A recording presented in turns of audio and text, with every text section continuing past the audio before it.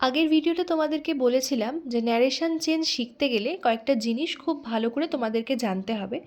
সেটা হচ্ছে টেন্স এর ব্যবহার বা টেন্স সম্পর্কে ভালোভাবে একটা ধারণা থাকতে হবে। আশা করি তোমরা টেন্সটা জানো। এবার টেন্স আমরা জানি যে প্রেজেন্ট টেন্সেরও 4টে প্রকার আছে, পাস্ট টেন্সেরও 4টে প্রকার আছে, ফিউচারেরও তাই সেম 4টে প্রকার আছে। Present indefinite, present continuous, present perfect আর প্রেজেন্ট পারফেক্ট কন্টিনিউয়াস।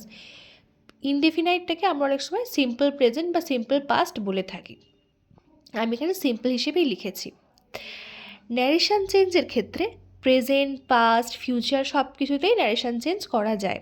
আপাতত আমি দুটো জিনিসের নিয়ম তোমাদেরকে দেখাচ্ছি আজকে, যেটা ভালোভাবে তোমাদেরকে শিখে রাখতে হবে।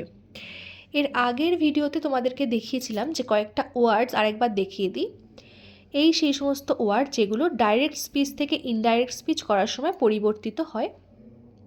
এবার তোমাদেরকে আজকে দেখাবো যে টেন্স কিভাবে চেঞ্জ হয়ে যায়। আগেই বলেছি ডাইরেক্ট স্পিচ মানে বক্তা যখন কোনো কথা বলেন, এবং ইনডাইরেক্ট মানে সেই কথাটা যখন আমি অপর কাউকে জানাবো সেটাই হয়ে যায় ইনডাইরেক্ট স্পিচ। দেখো, ডাইরেক্ট স্পিচ যদি সিম্পল প্রেজেন্ট টেন্সে হয় সেক্ষেত্রে ইনডাইরেক্ট করার সময় সিম্পল পাস্ট হয়ে যাবে। যদি বলি আই অ্যাম এ গার্ল, তাহলে আই ওয়াজ এ গার্ল হয়ে যাবে। যদি বলি I am a student, I was a student হয়ে যাবে। এইভাবে পরিবর্তিত হবে। একদম হুবহু সেটা হবে না, অনেক সময় আমাদের প্রোনাউন চেঞ্জ হয়, অনেক সময় অনেক কিছু সেন্টেন্সের অনেক কিছু চেঞ্জ হতে পারে। আমি জাস্ট একটা এক্সাম্পল দিয়ে তোমাদেরকে বললাম।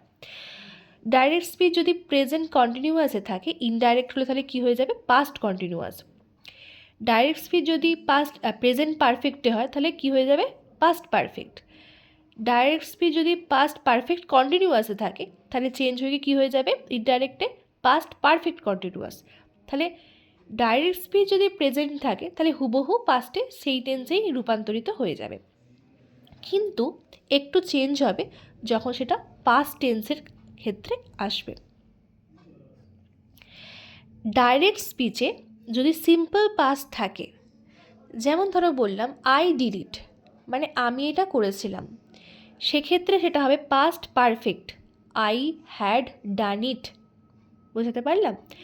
ডাইরেক্ট স্পিচ যদি সিম্পল পাস্ট হয় তখন কিন্তু ইনডাইরেক্ট স্পিচ পরিবর্তন করতে গেলে, ইনডাইরেক্ট স্পিচে করতে গেলে পাস্ট পারফেক্ট বানিয়ে দিতে হবে।